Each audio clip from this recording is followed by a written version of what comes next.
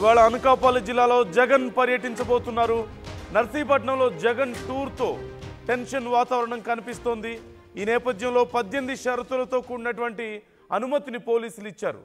గీత దాటితే క్రిమినల్ చర్యలు ఉంటాయంటూ జగన్కు డీజీపీ హెచ్చరికలు జారీ చేశారు. మనందరికీ తెలిసిందే, మెడికల్ కాలేజీలని ప్రైవేటు పరం చేయడం పట్ల జగన్మోహన్ రెడ్డి అంటే తమ ప్రభుత్వంలో తెచ్చినటువంటి మెడికల్ కాలేజీలను ప్రైవేటు పరం చేస్తూ కూటమి ప్రభుత్వం నిర్ణయం తీసుకోవడం పట్ల జగన్ ఆందోళన వ్యక్తం చేస్తున్నారు. వైసీపీ కార్యకర్తలు, వైసీపీ పార్టీ ఈ అంశానికి సంబంధించి ఆందోళన వ్యక్తం చేయాలని చెప్పి డిసైడ్ అయ్యారు. ఈ నేపథ్యంలోనే ఆయన మెడికల్ కాలేజీలని సందర్శించబోతున్నారు, అక్కడ పర్యటించబోతున్నారు. దీంట్లో భాగంగా ఈరోజు పర్యటనకు సంబంధించి పోలీసులు చాలా కీలకమైనటువంటి ఆదేశాలు జారీ చేశారు. గీత దాటితే అరెస్ట్ చేస్తాం, కఠిన చర్యలు తీసుకుంటాం అంటున్నారు.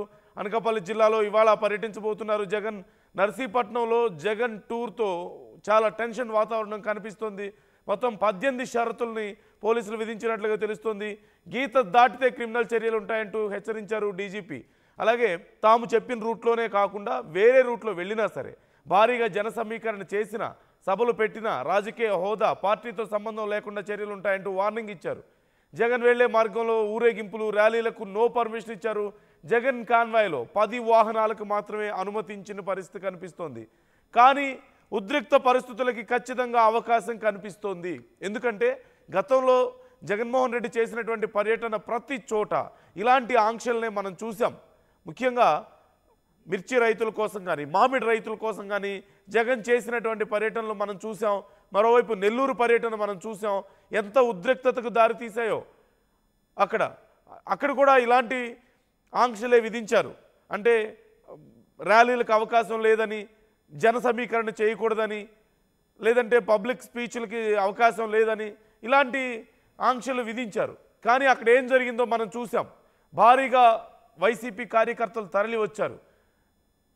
వైసీపీ నాయకులు కానీ, జగన్ కానీ ఈ అంశానికి సంబంధించి తీవ్రమైనటువంటి ఆవేదన వ్యక్తం చేశారు, ఆవేశాన్ని వ్యక్తం చేశారు.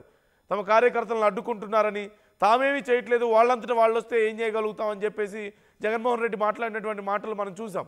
మరి ఈరోజు కూడా అలాంటి పరిస్థితి ఉండబోతుందా? ఖచ్చితంగా ఒక భారీ ఫాలోయింగ్ ఉన్నటువంటి నాయకుడు ఆంధ్రప్రదేశ్లో జగన్మోహన్ రెడ్డి. సో ఈ నేపథ్యంలో ఆయన పర్యటన ఉన్నప్పుడు ఖచ్చితంగా మేము 10 వాహనాలకే పర్మిషన్ ఇస్తాం, వేరే రూట్లో వెళ్ళడానికి రూట్ మ్యాప్ అంటే ఖచ్చితంగా జాగ్రత్తగా ఫాలో అవ్వాల్సిన పరిస్థితి ఉంటుంది. కానీ ప్రజలు ఎక్కువ మంది రాకూడదు, జన సమీకరణ చేయకూడదు అంటే అది మరి రాజకీయ పార్టీలు ఊరుకుంటాయా లేదా అనేది ఇక్కడ కీలకమైనటువంటి ప్రశ్న. మెడికల్ కాలేజ్ విషయాన్ని అసలు కేవలం ప్రభుత్వానికి చెప్పడం గురించి కాదు కదా, ప్రజలకి చెప్పడానికే జగన్మోహన్ రెడ్డి వెళ్తున్నారు. ఒక రకంగా చెప్పాలంటే ప్రజల్లో ఈ చర్చను లేవనెత్తడానికే వెళ్తున్నారు. అలాంటప్పుడు ప్రజల్ని అలౌ చేయడానికి వీలు లేదు అంటూ పోలీసులు ఖరాఖండిగా చెప్పేస్తున్నటువంటి పరిస్థితి కనిపిస్తోంది. సో ఖచ్చితంగా గతంలో ఉన్నటువంటి పరిస్థితులు మరొకసారి కనిపించబోతున్నాయా అనే ప్రశ్న ఇక్కడ ఉత్పన్నమవుతోంది. గతంలో ఎలాగైతే గుంటూరులో కనిపించిందో, నెల్లూరులో కనిపించిందో, మరొకసారి అలాంటి పరిస్థితి ఇక్కడ కనిపించబోతోందా? మరొకసారి అలాంటి ఉద్రిక్త పరిస్థితులు ఉండబోతున్నాయా అనేదే ఇక్కడ క్లియర్గా కనిపిస్తోంది. ఓవైపు వైసీపీ నాయకులు దీనికి సంబంధించి మేము పాటిస్తామని చెప్తున్నప్పటికీ, అంటే పోలీసులు ఆంక్షలు పెడుతున్నారు, మేము ట్రై చేస్తామని చెప్తున్నారు తప్పితే అది ఫాలో అయ్యే అవకాశం లేదని అందరికీ తెలిసిన విషయమే. మరోవైపు పోలీసులు కూడా కఠినమైనటువంటి ఆంక్షలు పెడుతున్నారు. కానీ రాబోతున్న కార్యకర్తలని ఎలా అడ్డుకుంటారు? ఇక్కడ అదే అతిపెద్ద ప్రశ్నగా ఉంది.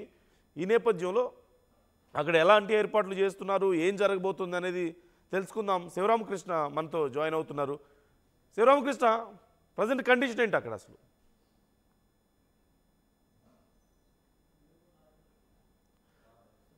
శివరామకృష్ణ,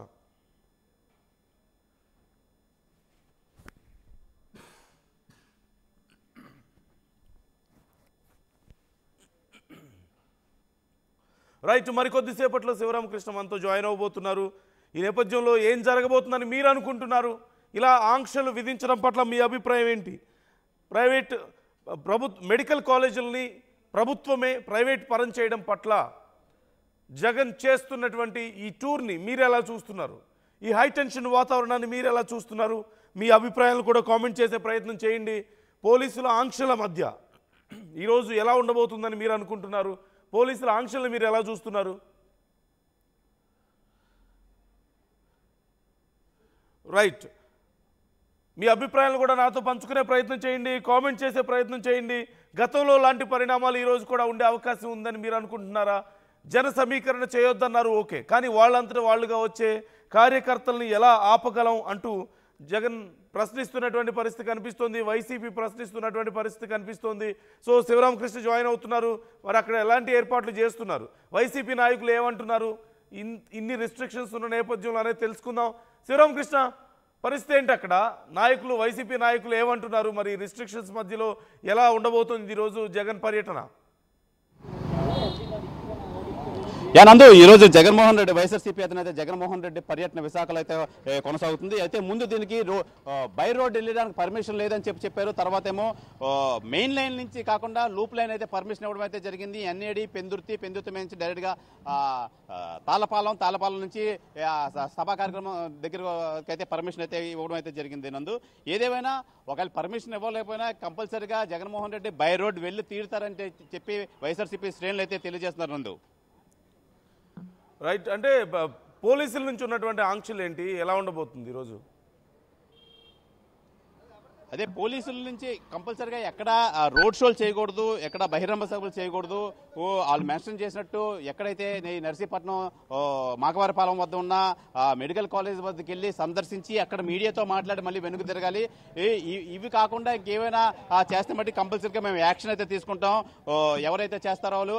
అలాగే రోడ్డు మీద వెళ్ళేటప్పుడు ఎటువంటి రోడ్ యాక్సిడెంట్స్ కానీ ఎవరికి ప్రమాదాలు కానీ తలపెడితే మట్టుకు ఇమీడియట్ గా వాళ్ళ మీద యాక్షన్ తీసుకుంటాం.